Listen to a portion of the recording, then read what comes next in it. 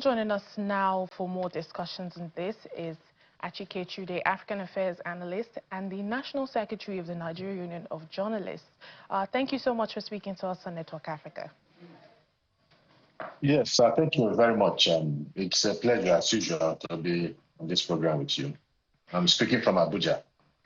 All right, good to have you. Well, Guinea-Bissau just had their elections on Sunday, and we were expecting a result today, but on Wednesday, we heard of the military takeover. Well, the main presidential candidates, that was the president and the opposition, claimed victory to that election. Do you think perhaps this created an atmosphere for the coup? No, I do not think so. I think that the coup is a continuation and completion of a coup attempt that had taken place, that was alleged to have taken place a few days ago, a few days before the election. In fact, the military top brass had come out to tell the nation that there was an attempted coup just before the election. And then, of course, all the people had been arrested. We had some hierarchy, some top people within the military that were responsible for that alleged coup. And so this would appear that having not succeeded with that particular one, that there was perhaps a plan B, and this plan B is what has actually taken place this time around successfully. Yeah, it was something in the offing. It was already planned. So this is not a surprise coup. It was already on ground because, of course, you know, it takes time to plan a coup. There are issues of logistics, deployment of men and materials and resources needed for the execution of the coup itself. So the fact that it was just a few hours, a few days before the announcement of an election result, and then the coup took place, that tells you that already there was a plan beforehand. Yes, just before I go to my next question, we've just gotten an update from the federal government of Nigeria, who has confirmed that the former president, Goodluck Jonathan, is currently on his way back to the country. You know, we took the story earlier about him being trapped in Guinea-Bissau as a result of that military coup. Mr. Chike, let me get your thoughts on that. Former President Goodluck Jonathan was in the country with, you know, other West African, ECOWAS, AU observer missions for that election. But now this is what the situation has unfolded. Yeah, it's what you know, has been happening now for quite some time when it comes to elections. All manners of groups, international groups, very credible organizations get involved in the process because it's important to also have external bodies also monitor and give their thoughts on the elections in those countries. So it's unfortunate that the former president was caught in the coup. But of course, you know that there is no way the coup plotters will not do everything in their power, within their power, to ensure the safety of these important dignitaries. They don't want to incur the wrath of other countries in the process. Of course, you know that it's not an action that will go down well with a lot of people, groups, organizations, you know, even within the African continent. So they have to make sure that everything is done to ensure that these people, who in most cases are usually, people who have held government positions, the various positions in their various governments, that they are kept safe in order to reduce the pressure on them. And that is talking about the coup plotter. So we are happy that the former president is safe, and I'm sure that his other colleagues from other West African countries, other African countries, are also safe in the process too.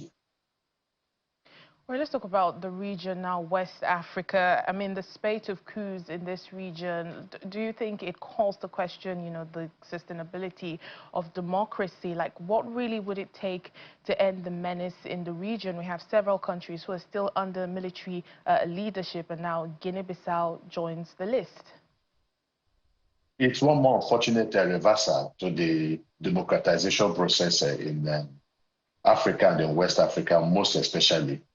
Because it would appear that West Africa is becoming the epicenter of coups and undemocratic behaviors, you know, by the military in their respective countries. And this is very sad and unfortunate and a tragedy.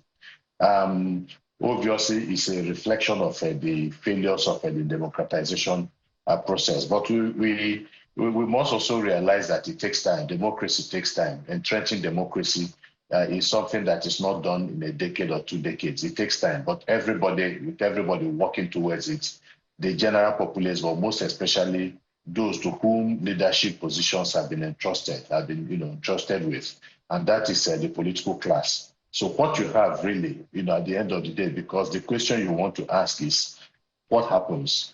Yeah, obviously we are taking many steps backwards, but why is it happening in some of these countries? You cannot be far, and I think the very last question or comment you made is what do we do to stem this tide of undemocratic behavior by military institutions across the continent, especially in the West African sub-region?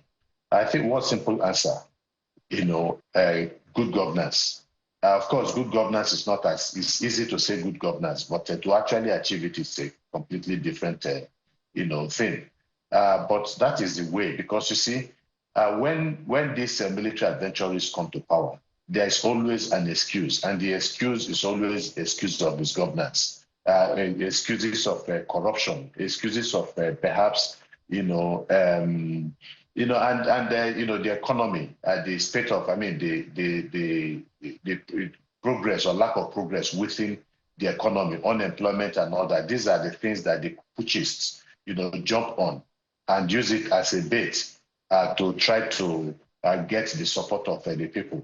And so you ask yourself, really, if most of the countries where we have had these issues of military adventurism, you always find some of these things that I've just talked about: unemployment, economic deprivation, poverty, deepening poverty, and so many other things. Of course, insecurity has become, a major problem within the West African sub-region, with some of these jihadist, movements and the terrorists riding, holding sway in many of these countries and causing all manners of damage. So there is this general disillusionment with the activities of the political class, their inability their inability to ensure that people feel the dividends of a democracy. And it is what the military, does in these respective countries to ride on the wave of this public disillusionment, to now provide an excuse to take over.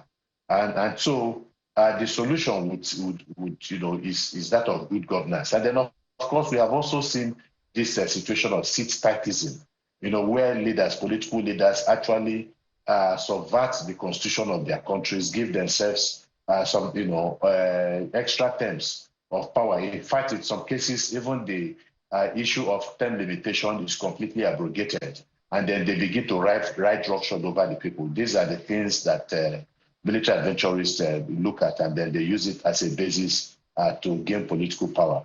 It's sad, and for as long as our politicians do not up the ante, do not begin to realize that they have a fundamental duty to provide for the welfare and the security of their people, so would they always have people behind the scenes plotting to take over in an undemocratic manner and fashion. All right, then. Mr. PoliticsToday, African Affairs Analyst and National Secretary of the Nigerian Union of Journalists, thank you for speaking to us. It's been a pleasure. Thank you, Layo.